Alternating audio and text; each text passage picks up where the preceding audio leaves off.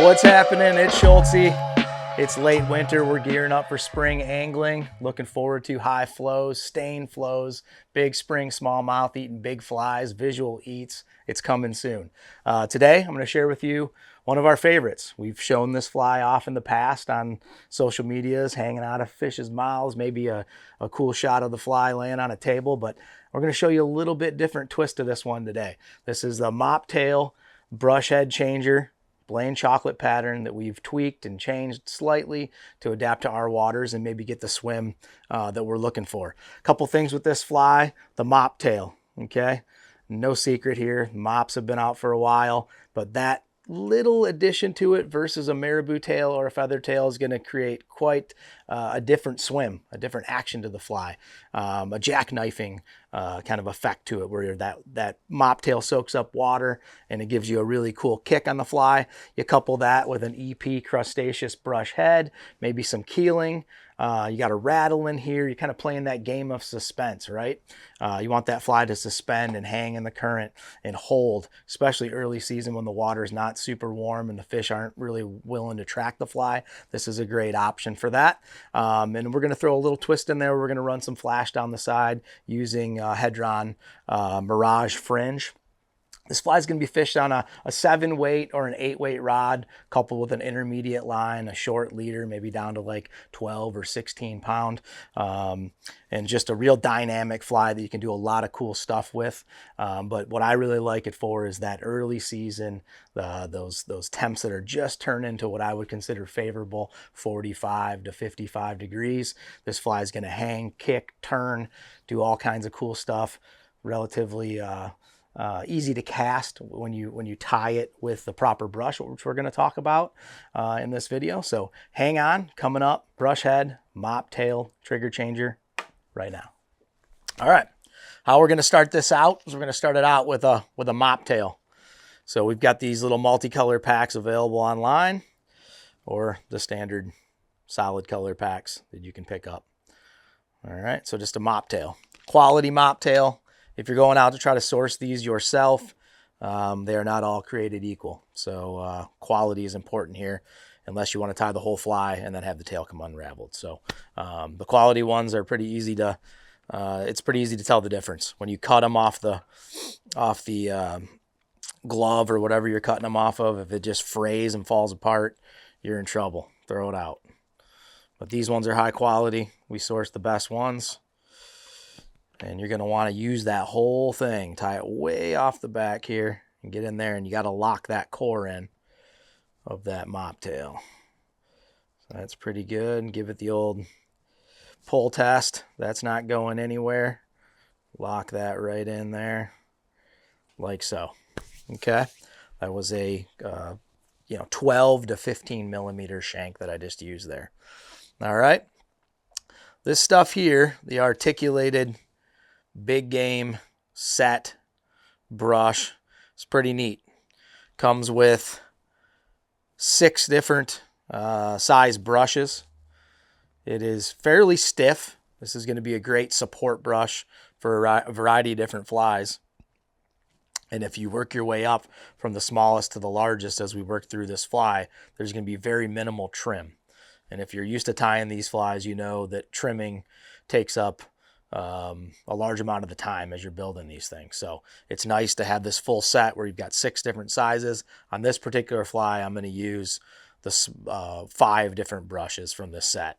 You don't have to use 5 different brushes. You can trim your whole way up, but if time is of the essence, this is the really great way to do it. So you're just going to tie that in like so. I'm using a Semperfli 100 denier thread today. Stuff is very nice. And you're just simply going to wrap forward here. And this brush you can get away with just a couple, wrap and a half, 2 wraps is all you really need. I will say, if you're tying with this, you want to be a little bit careful. If you really pull on that wire, this stuff is very stiff, and it's not hollow by any means. So the brushes at times can become somewhat fragile, and they'll come apart if you really pull on them. So kind of treat it delicately until you get it locked in, and just kind of back wrap up on that, lock it. I usually come in with a small pair of scissors that I have dedicated as my wire cutting scissors and just nip that off. And then I'll come in, push that fiber back and lock it in real good. And that one, I'll probably just trim it just a little bit, not much, but just a little trim on this. It's going to be covered with feathers. This fly is going to be tie and repeat, tie and repeat, tie and repeat, pretty much all the way up until you get to the hooks. So that's tied in. This fly is going to transition from white to chartreuse, kind of a blend towards the head. So I'm going to go in, I'm going to grab some of the smallest feathers here on this hen saddle. You just need a couple. A couple of these guys. And if you're familiar with tying a feather changer, this is going to be what you're going to do the whole way up. You're just kind of prep the feather like so, like that. I come in and I trim like so. And my tie-in point's going to look like that. Okay, so I'm going to tie that in right on the side here. Get in there, push that back a little bit more. Come on. Get in there, baby. Got that locked in. If it's getting a little unruly, instead of using your scissors, you can come in here and just knock some of that out. Clean it up so it's not sticking up off the front.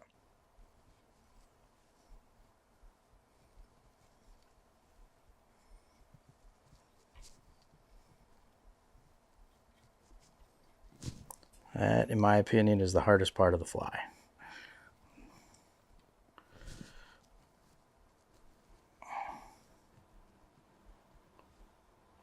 Whip finish it, half hitch it, however you like.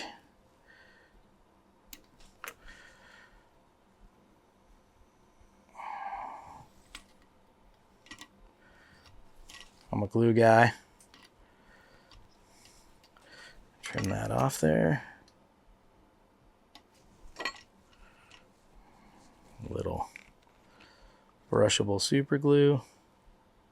All right, so let that glue set up, and then if you want to tie this thing to last forever, a little Raid Zap Flex, Solar Res Flex, whatever your favorite flex resin is will do. Another shank.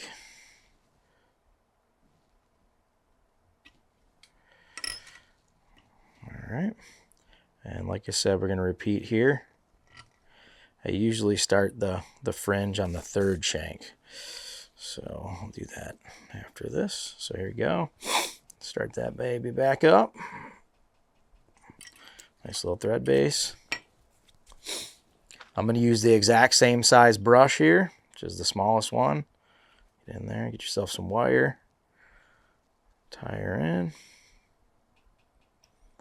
That locked in. So you're going to travel forward up this shank and cover about half to 2/3 of it. Kind of helping it along the way. Maybe one more.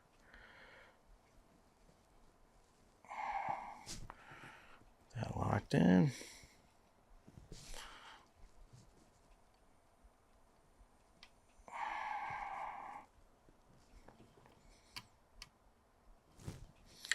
Trim that off, like so.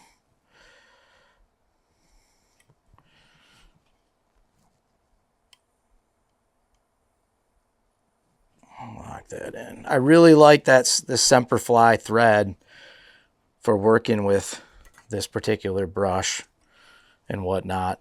You know, it's really durable and you can really lock it in there. Good product. Okay, I'm gonna grab a couple more. I'm working my way up, a little bit larger here. Working on that taper.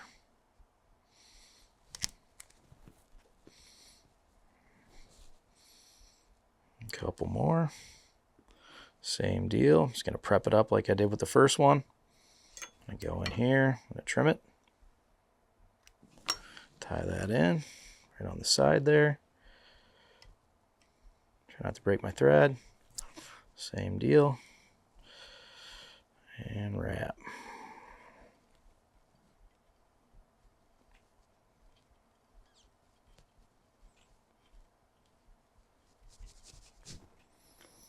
And there, lock that in. Again, whip finish, half hitch, whatever you like to do. As you know, I'm going to glue it. Okay, I got that locked. Turn that guy off.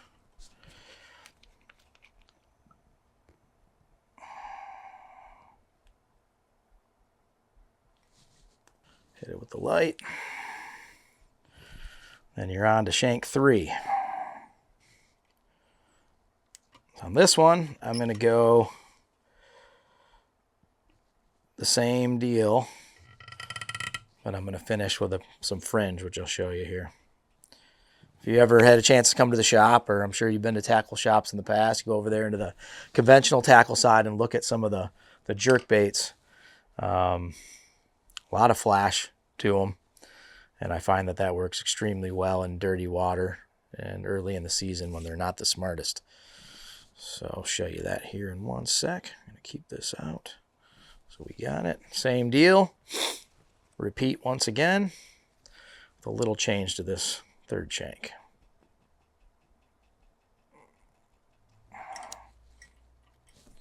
All right. I'm going to go up to the next size. Get this straight in here.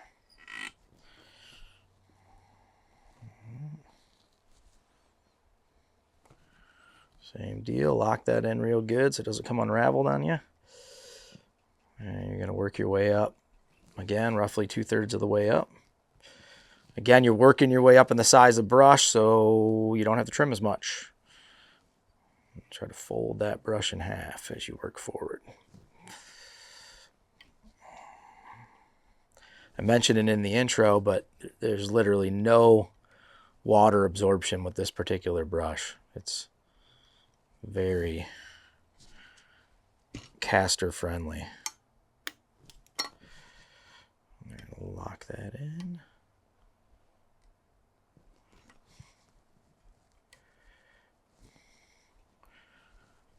All right. Again, very little trim, super clean.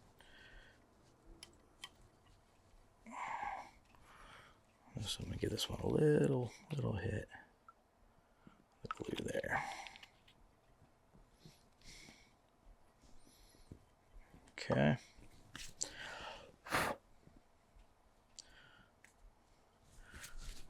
Back into the hen saddle. Working my way down. Working on that taper. Making a little bigger jump here. All right. You want that feather to go all the way back and cover that veil.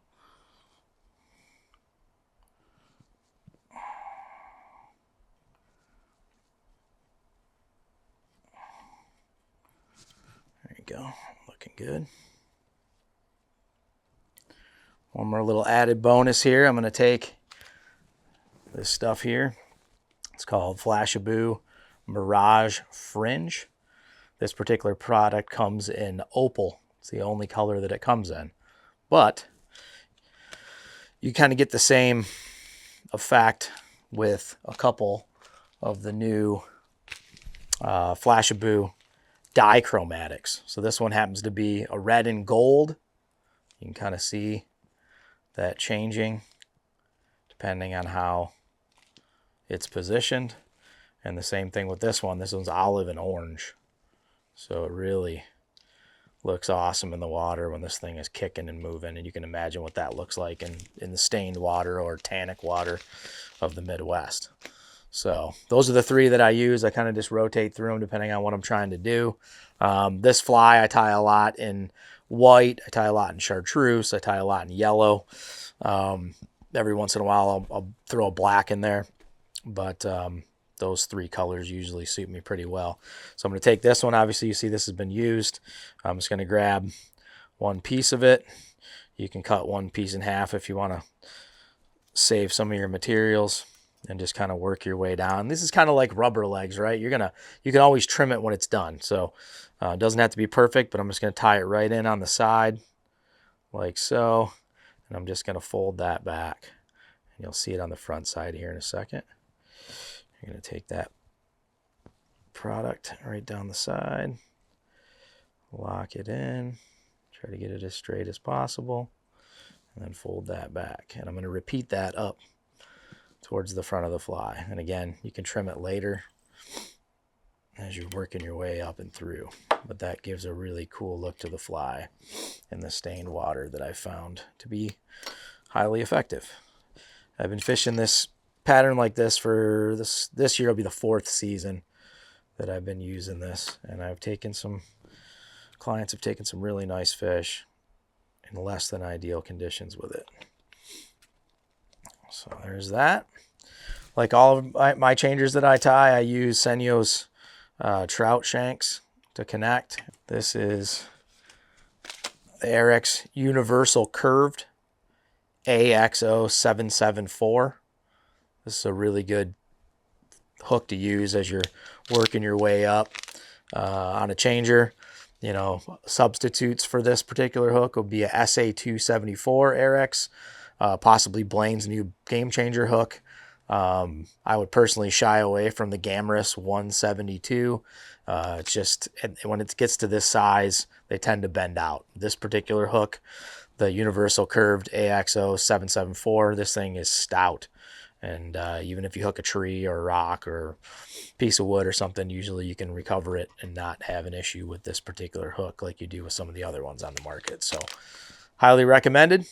Very good hook for rear of changers. So here we go. Let's lay down another thread base. We'll connect this rear tail section to this hook, and we'll work our way through it. On the hook here, I'm going to go brush, feathers, fringe. So I do 2 sections here it looks a lot better than if you just did brush and feathers on this. So tie that in like so. Careful not to break your thread. Usually go kind of soft over that sharp portion, and then I'll glue it. So here's what we're working with here. See if I can get that to stay in there and you guys can see a little bit better. There you go. No hook there off the rear, so you don't have to really worry about weight off the back of a hook pulling on it or a fish pulling on it. But that'll lock in. I'm going to go with that second smallest size brush. Then I'm going to go feathers. Then I'm going to step up to the next size brush with a little bit of a trim before I proceed forward. Got that tied in. Same deal. And work my way up. Maybe 1.5, maybe 2 wraps.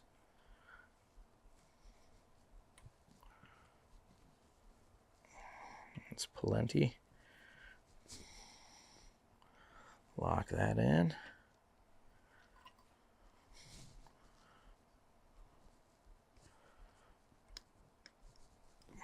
Okay. Trim. Lock.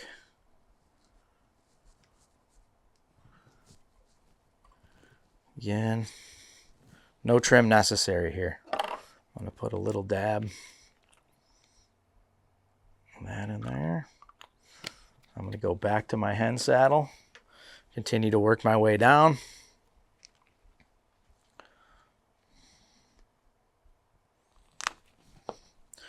Couple feathers.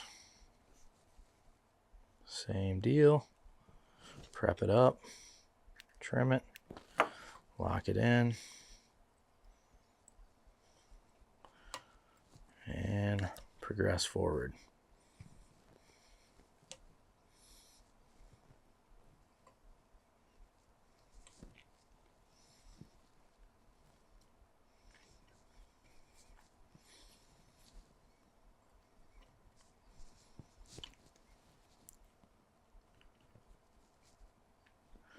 Get one more in there and call it. Perfect. I like it.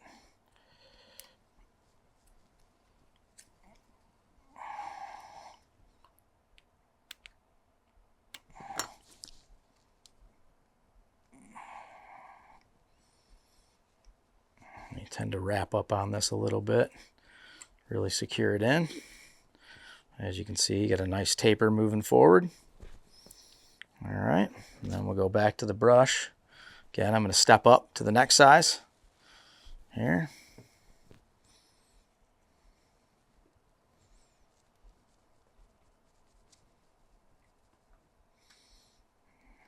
If they give you that wire, you might as well use that. And work our way up. One wrap. Two wraps. Call it done.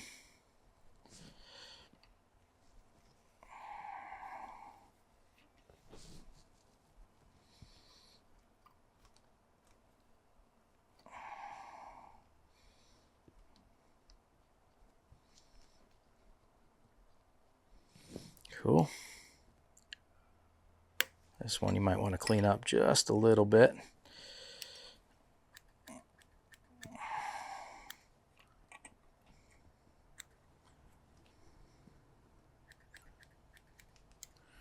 All right, we're going to go feather again, and then our fringe.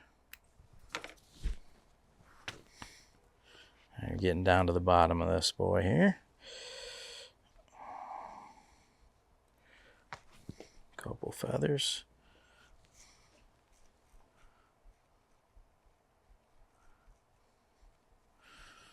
Same step. Tie that in.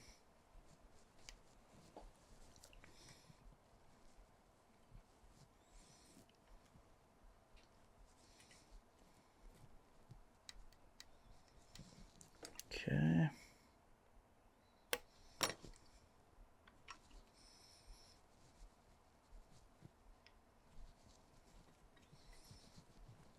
Little fringe.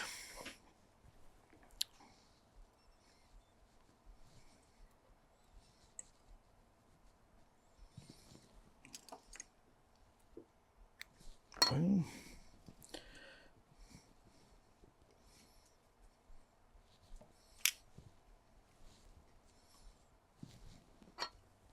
Some unruly feathers there.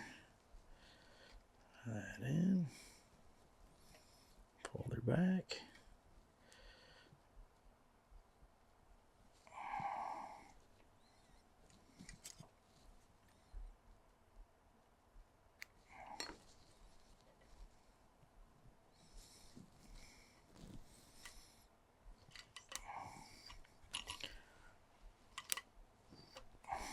Little glue.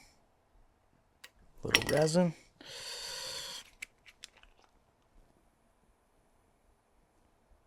Once we get this glued up, we'll go to a 25 and we'll kind of do the same thing. We'll go brush, feather, brush, feather.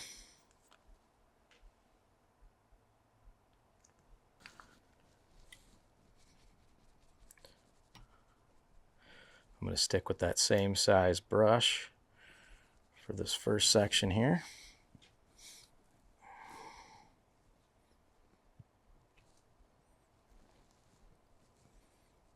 Lock her in. I would say this is a little bit harder to tie with than a translucy. It's a little less forgiving. So one thing to kind of keep in mind when you're working with this is you really got to be conscious of kind of folding this fiber back every step. It's not the greatest for demonstration purposes because my fingers are always in there, but I'm really working to kind of stroke those fibers back to where they're folded in half. If not, it's going to get all wonky on you. And I've had customers say that they had difficulty doing this, but you just got to kind of slow down and really lock it in and don't let it get wild on you.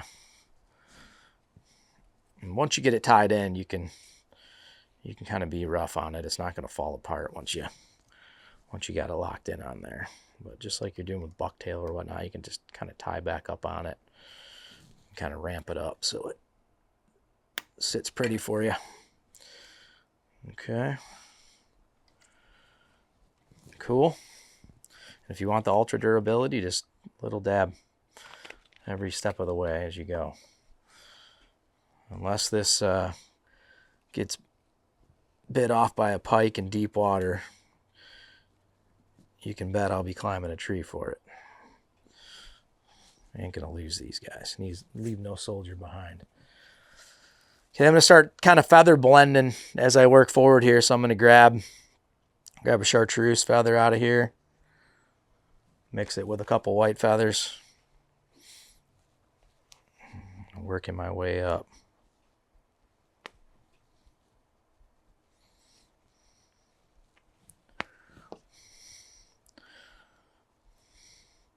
You may be looking at these feathers going, man, where'd you get those things at? Well, Whiting Wednesdays when you can get them. They usually don't make it to Thursday, so.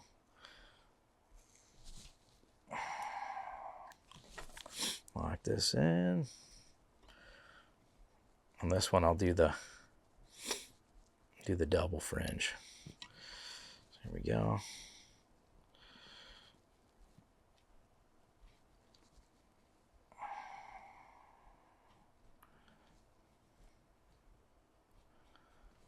These colors are just white American hen saddle, and this one happens to be, I think, the antifreeze. It's a little bit darker than your standard fluorescent yellow chartreuse. Get that locked in. Cool little hackle plier from Sightcast. I use it when feathers get a little unruly on me. It'll kind of save you. Okay, so I got that tied in. It's all going to be covered up, so don't work too hard to make that look too pretty. We're going to put in our fringe.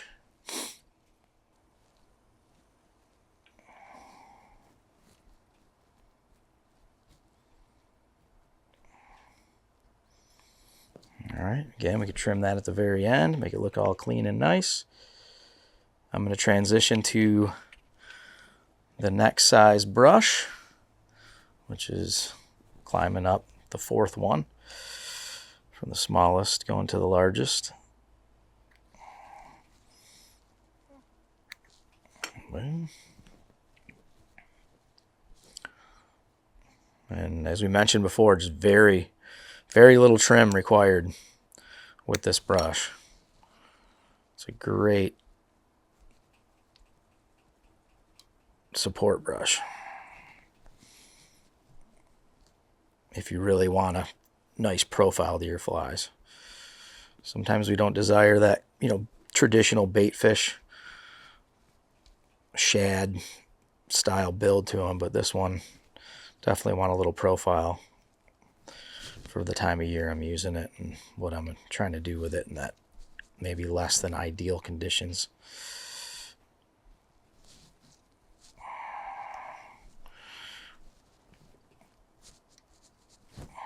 One more lock.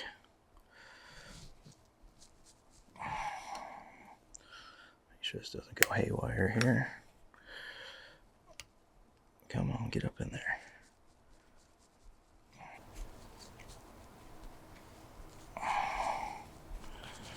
Woohoo.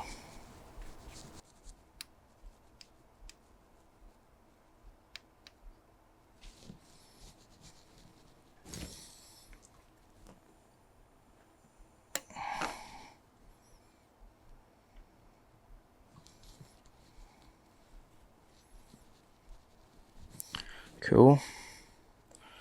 I like it. Got a good profile kicking here. A couple more pieces of fringe.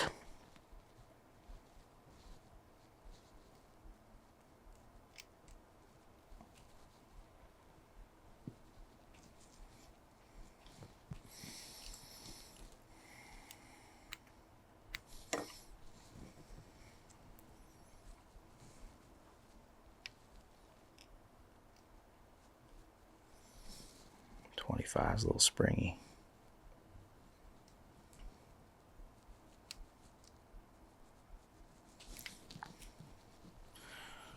Cool. little glue, a little flex, and we're onto the front hook.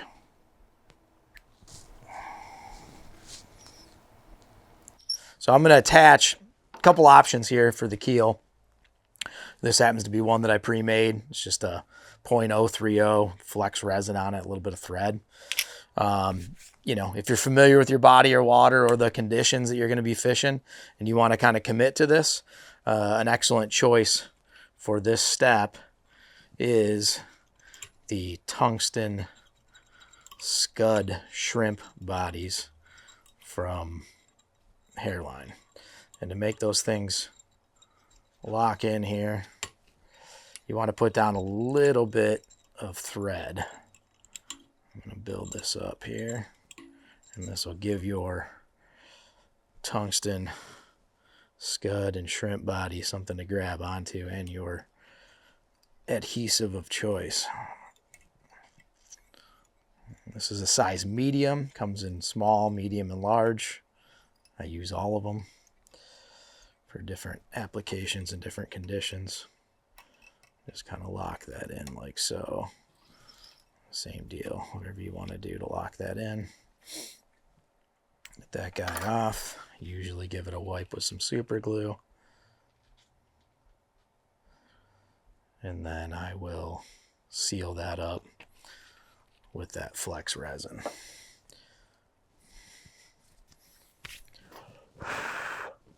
What you want to do with this next step, we're going to attach, and then we are going to put our rattle in. And that'll kind of set you up for how much you have to work with up front here. So when I'm tying in the rattle, when I'm tying in the back section, I usually use like a Vivus 140 or a UTC or whatever to lock this in. Again, just laying down a little base so you don't have two pieces of metal rubbing up against each other. Again, I'm taking the Senyo shank as my connection. Never had one break. Works pretty darn good.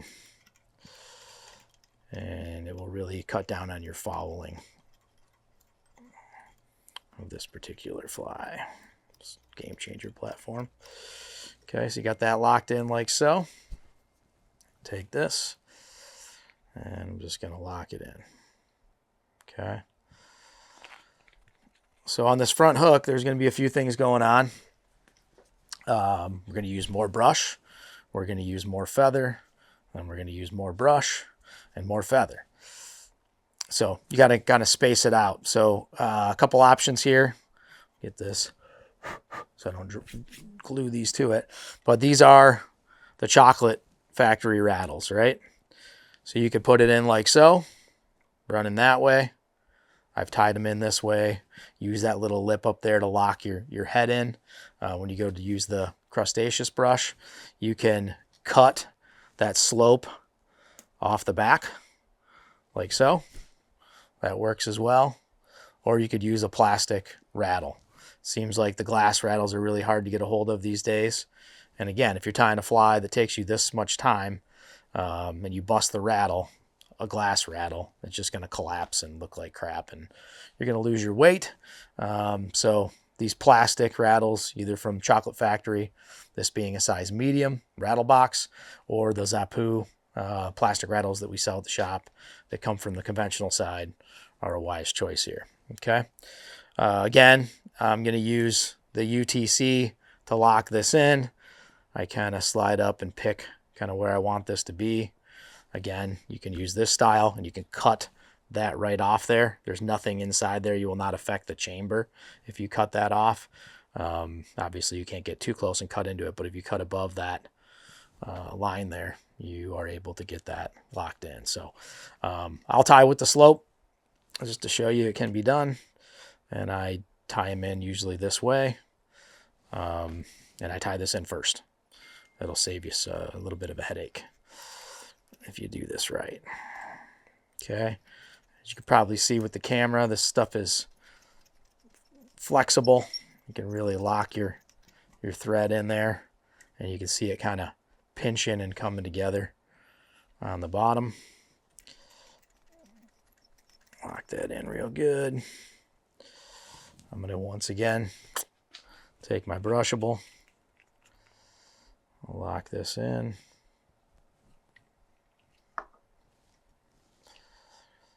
Get this boy to stay there. Okay.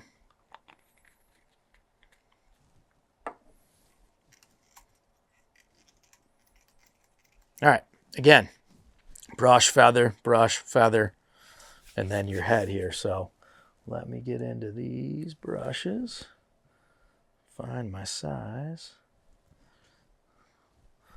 I'm going to go here. Same thing we've done throughout the fly. I'm going to lock that in. At this point, I'm going to switch over to the Vivus. Not the Vivus, but the Semperfly. Okay, lock that guy in there. So once again, I'm just going to tie this in. Make sure you secure it in there pretty good. You can really reef down on it with this thread. And again, this stuff's a little tricky to work with when you first tie with it, but it's worth it. Just kind of fold that thing up there. And as you work your way forward, a little bit goes a long ways. And maybe get one more in here. Kind of massage it a little bit. Lock that right in.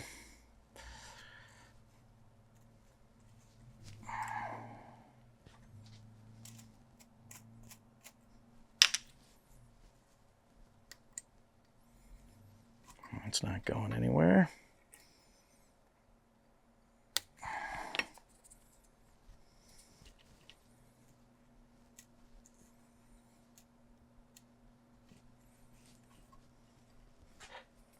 All right, got that in. I'm gonna go right back to the feathers. Your biggest and meanest feathers. Couple few feathers locked in there. You can start working up this ramp.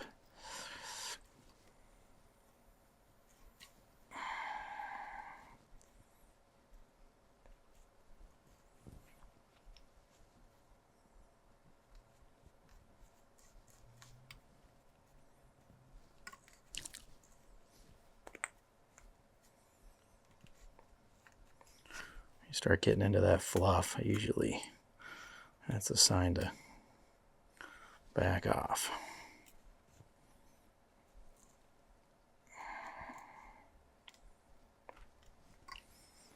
Okay.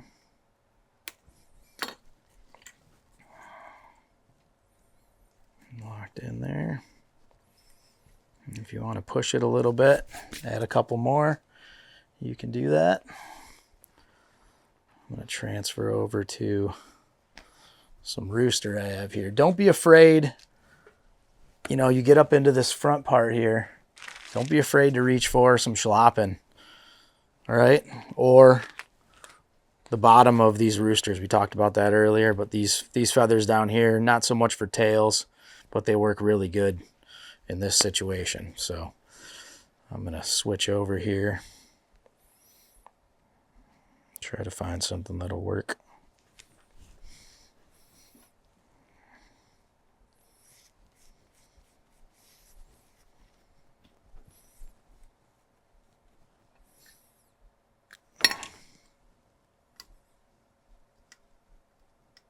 That locked in.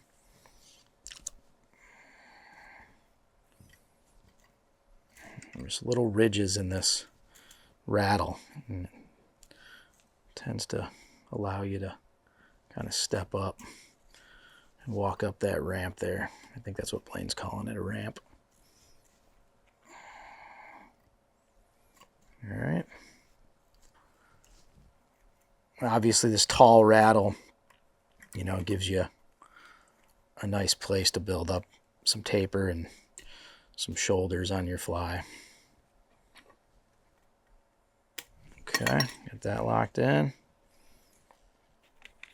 Spending this much time on a fly, you might as well glue it every step of the way. Okay, I'm throwing a couple more hits of the fringe here.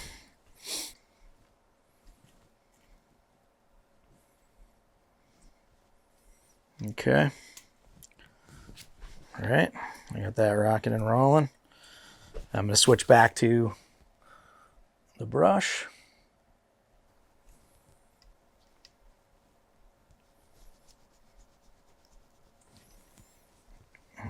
Same deal, fold her up.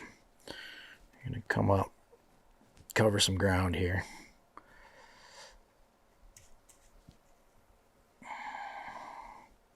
A little bit goes a long ways, as long as you're getting it to sit proper.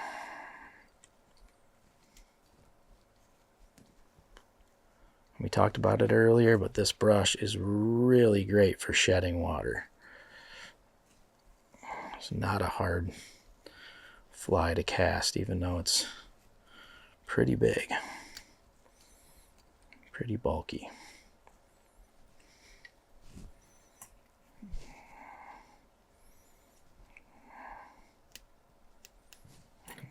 Pretty happy with that.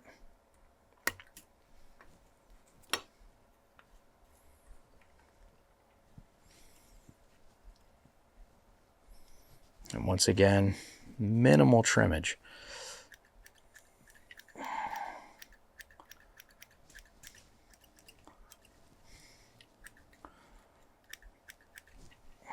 Okay.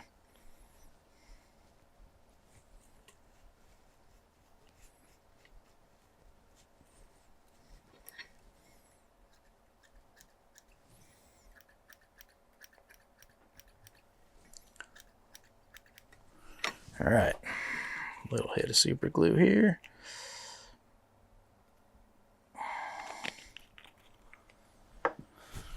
All right, you guessed it, more feather. So we're going to go feather, and then we're going to throw in some pectoral fins, some rubber legs, and then a little more feather, and then we're going to move on to the head here.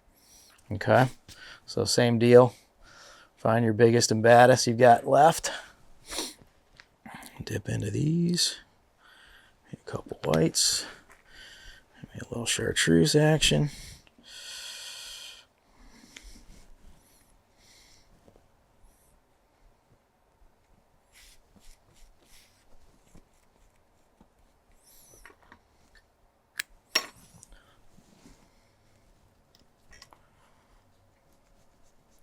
Okay.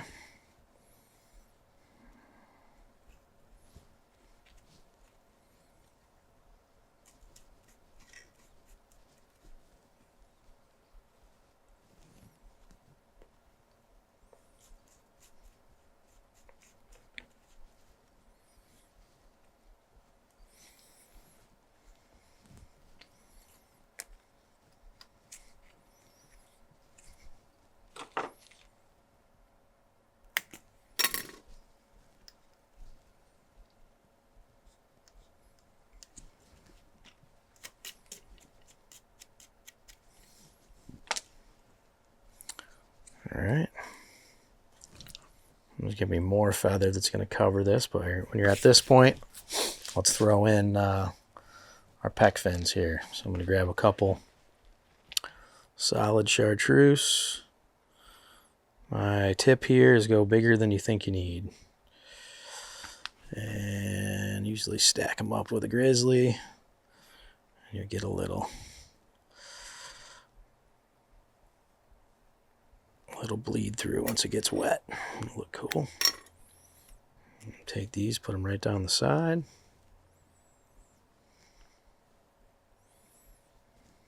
Like so. Trim that off a second. Grab one of these. Pop this on the back side. Clean up the fluff.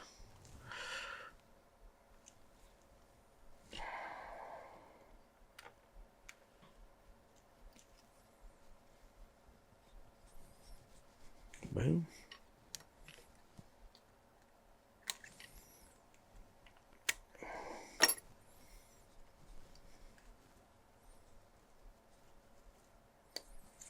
Cool.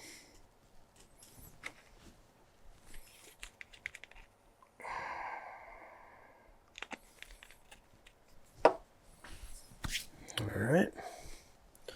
Again, find your biggest and baddest.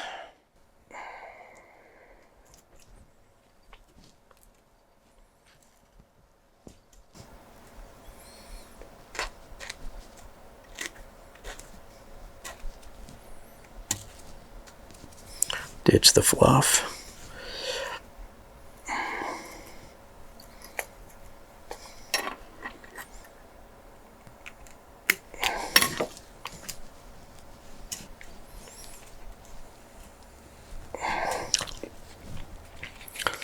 Cool. This will be your last pieces of fringe.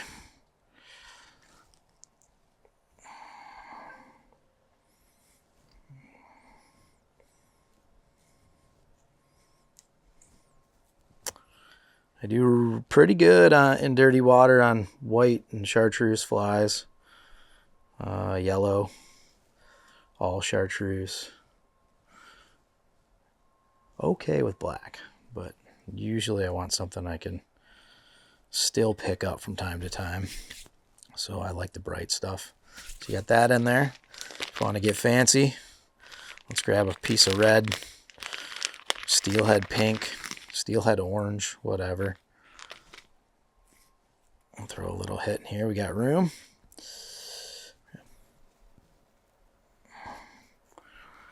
Little clowny. Doesn't take much. Get another half wrap in there.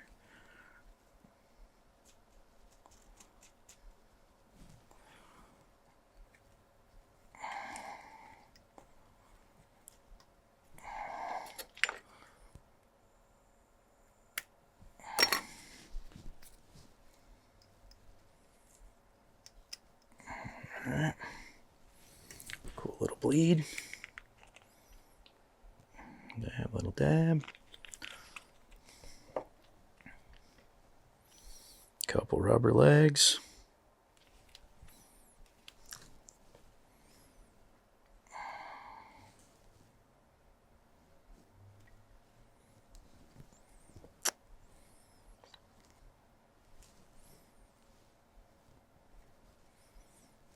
All right, cool. That's all done. All that's left to do now is the head. And as I mentioned before, there's a little lip on there. You can see it where your thread scissors will catch. See that? So we'll take this crustaceous brush. You're working with this stuff. A brush is important. You need a brush for a brush. Lock that in. Usually if I got the option here, I'm going to take that wire core there and fold her back. Get out of there. Sneak this up here. And I like to pack as much as I can get in on these. You know, I want this fly to suspend. This stuff has a buoyancy factor to it. And I haven't found a brush that's any better for doing these heads. So a little wrap there, locking it right in on that lip. Same deal. You're going to have to fold this thing back as you go. Lock it in. Where's that boy at? There it is right here. Kind of pick it out as you go. Make sure you're locked in there. Okay. Sneak this right up here. Come off that bump. Still got my rubber legs hanging right. I like it. Folding it every step of the way.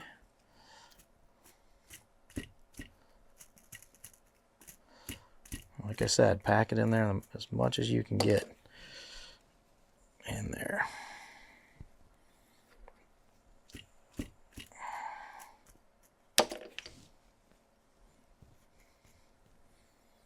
wasn't counting, but should be like 4.5, 5.5.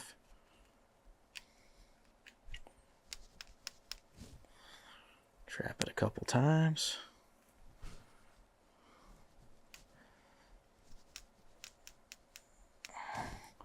And one more for good measure.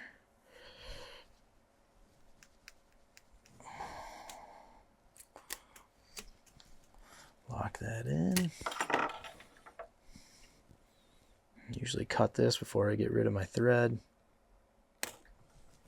just in case. Pretty good shape there.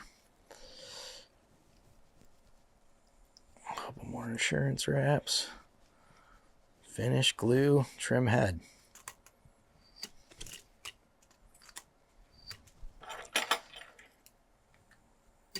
Okay.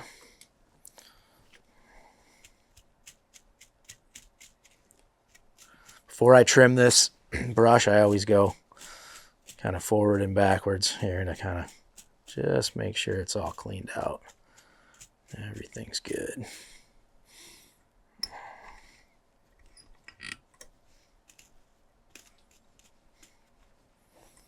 All right.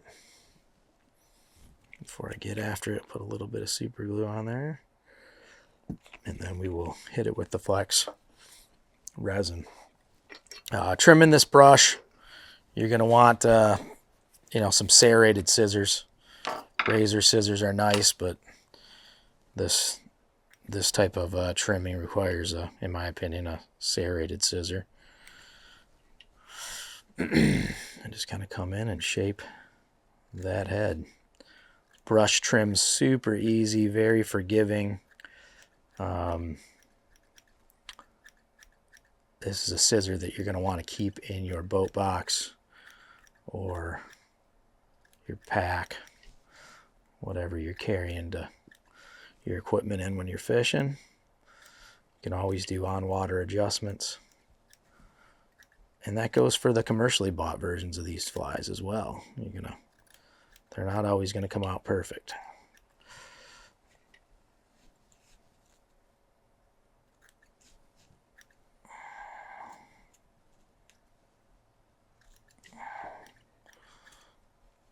Be careful not to trim your rubber leg.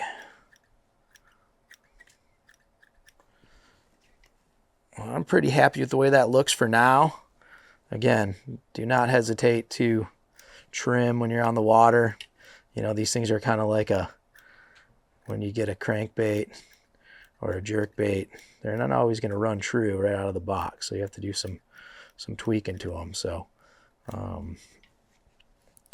even though the head looks pretty darn good, you're going to want to be able to make some on-water adjustments. Outside of a little bit of Flex resin here to cure it, or to finish her off here, and then we'll cure it, it's pretty much ready to fish. This is a fly that, around these parts, we're in the upper Midwest, southern Michigan. I'm going to start throwing this fly usually the middle of April. Again, it's what I use it for, the way that I fish it. I'm going to use this fly to hold in zones. Usually that time of year, the water is really pretty high, moving pretty good, and the fish will get pushed into very predictable areas. And this fly just hangs and kind of hovers, and obviously kicks really hard with this tail. So I'm gonna fish this thing on a 9-foot 7 weight or a 9-foot 8 weight with an intermediate line. I'm gonna hand tie my own leader. Should go something like 30 to 25 to 16 is usually what I'm gonna fish on it. Fish it with rather, and fish the fly with sharp strips, pauses, super erratic retrieve. Just a killer pattern. Obviously, the bones of this is a Blaine chocolate game changer, brush head feather changer with a mop tail. It will swim different than if you put marabou off the back of this, or you put a flicker tail with rooster or rooster or hen tips. This fly is going to be super erratic, turn, hold, pause, it's going to hang, and you're playing that game of suspense with the buoyancy of the EP crustaceous brush and the overall weight of the fly, you know. Change the keel, run it without a keel, run it with a keel. You're going to get a lot out of this particular pattern, and I'm very confident in it. This is something that I'm definitely going to be throwing, and you might see it here in another month or two with hanging out of the mouth of a big smallmouth bass. We'd love to see this pattern being fished and utilized. Happy fishing.